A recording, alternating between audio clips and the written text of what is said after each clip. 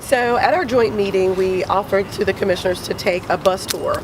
So we've since then chose a group of schools that we'll visit so that the commissioners can see exactly, not just in the classroom, almost all the commissioners have surely visited our schools. This is about what our school building looks like both on the inside, outside, but most importantly how its functionality meets the needs or doesn't meet the complete needs of where we're going with our strategic plan. So this is about us showing the commissioners the way that we've now connected our full capital plan all the way to our operating as well. So we're looking at how the 4 C's are actually implemented and the capacity that the building has to allow that.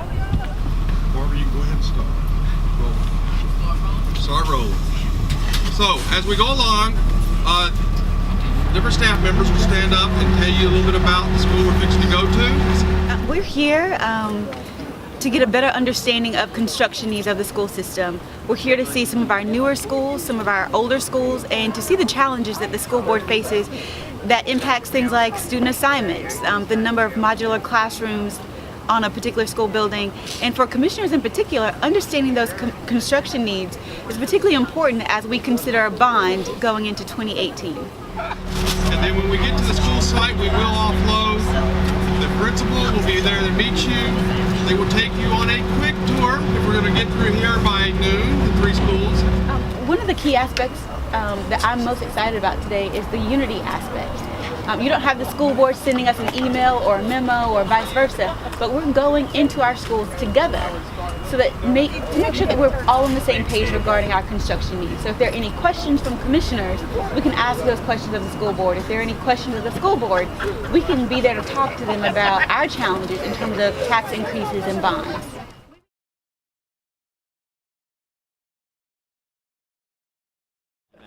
Well, I won't spend a lot of time talking about K3 class size, but that's absolutely going to impact us. Of course, you know, we've been building schools to meet the current student to teacher ratio. That is absolutely going to be impacted both by new buildings that we're building moving forward, but most importantly, our newer buildings, as we will see on the tour, has a little bit more room and flexibility to actually create some spaces. But we'll also see in our older schools where we're going to make ultimately closets into classroom space. So that's one of, I would say, our biggest challenge right now faced ahead of us that we're right now in the middle of implementing.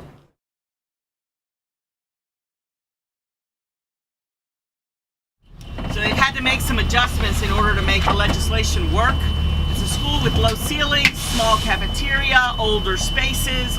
Because they're having to use non-traditional spaces, they're having to break up their grade level groupings, which makes it hard for teachers to collaborate and for there to be collaborative activities without a lot of movement during the school day.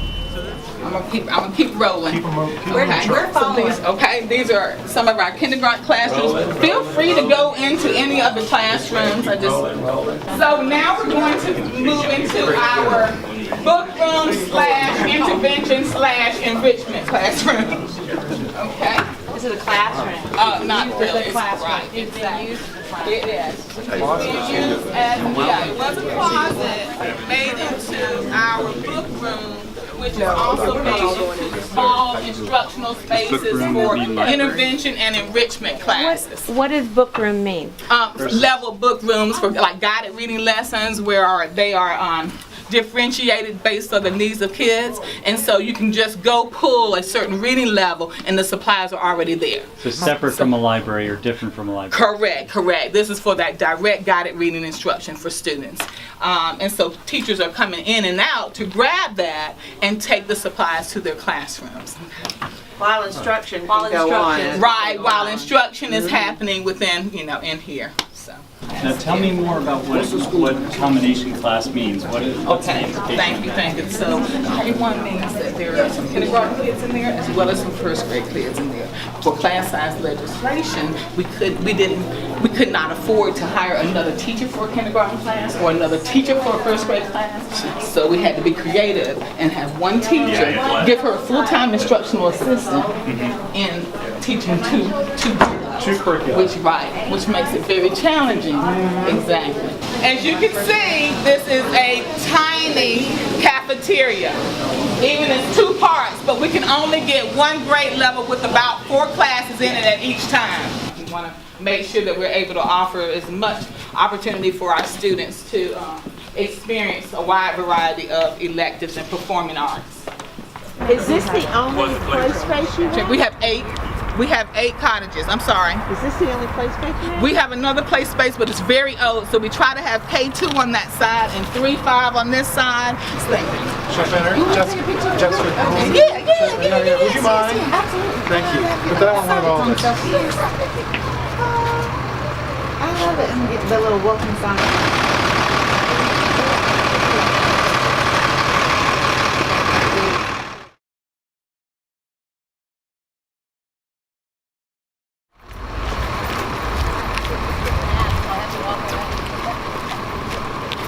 So what you'll see today is there's 3 phases of buildings on campus here. This is the most recent, so this was added in 2003, around there, when they knocked down what was the original, I guess, gym, theater, those kind of things that were on campus. So this section kind of going from here all the way around here is 2000. But yeah, we've got our full gymnasium. It's in great condition, a great theater, which is part of our theme. We have a strong theater program. Had a talent show last night.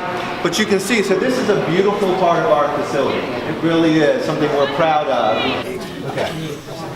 So this again, 2003 instruction, 2 floors, instructional wing. You can see it's a beautiful facility. It's bright. Big wide hallways. We have enough lockers for our kids. Nice flow, and you can see it's just you get a sense of this is still a really fresh space for kids to work in. And we house kind of our 8th graders and a few 6th graders in here. 2003 addition onto the cafeteria, and so this would have been the original exterior wall to the building, and what was the 1990s addition. So the main office up front where you came into, that was an early 90s addition to the school. So you can see this was the original size of the cafeteria, and this has been added on. So again, this is that older, I don't have to tell you, it's one of the older wings here. And it really is. It just kind of, I think for folks, it kind of brings you back. It's almost novel because it just feels like home to many of us. And this is what schools were like. For our kids, this is not what they're used to. I told Ms. Dunbar I was going to show off her students. You don't have to play. I'm just kidding. We played a request. Okay, yeah. So this was originally an auto mechanics classroom back at the Consolidated School, and they had big roll doors right there, and so you can see we're retrofitting all of these spaces to make it work for our program. And this band class, along with the chorus class that's taught here, they're very important part of our program. It's a great big space, but it kind of gives you that perspective of what happened here originally. There were cars up on lifts, and they were learning how to fix cars, which I wish I would have taken that when I was in high school. Yeah. Now I got to pay somebody else to do it, right? So, but again, so this dates back to a different time in a sense, and it's fascinating to have that conversation with kids and parents about the kind of what these bones represent, a different time, especially what's going on right now, and to be able to have those conversations about 50 years ago. And where we are now.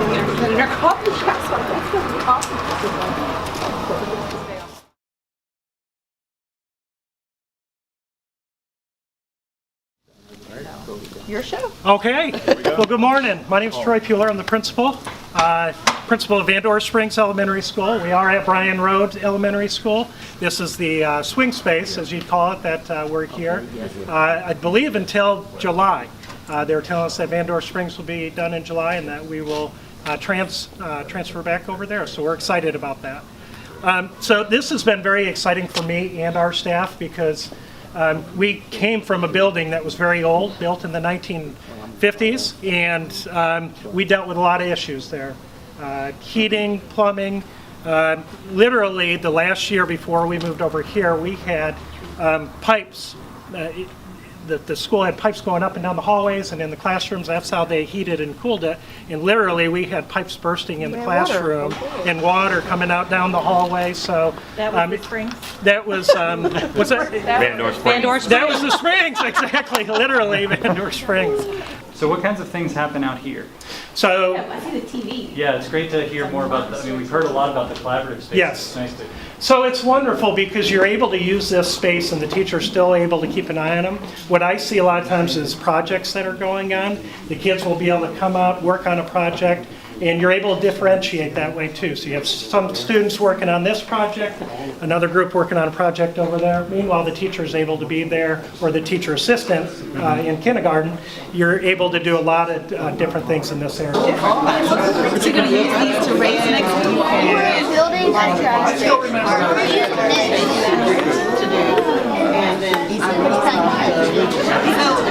So this will have like 4 wheels when it's done? Yeah.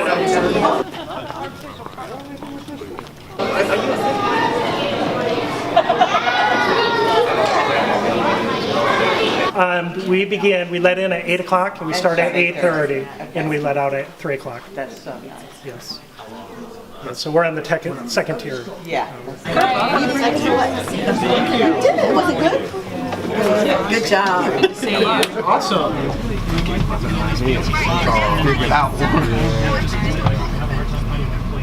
This is beautiful. What I've done. Because now I have my body back. I'd like it. So I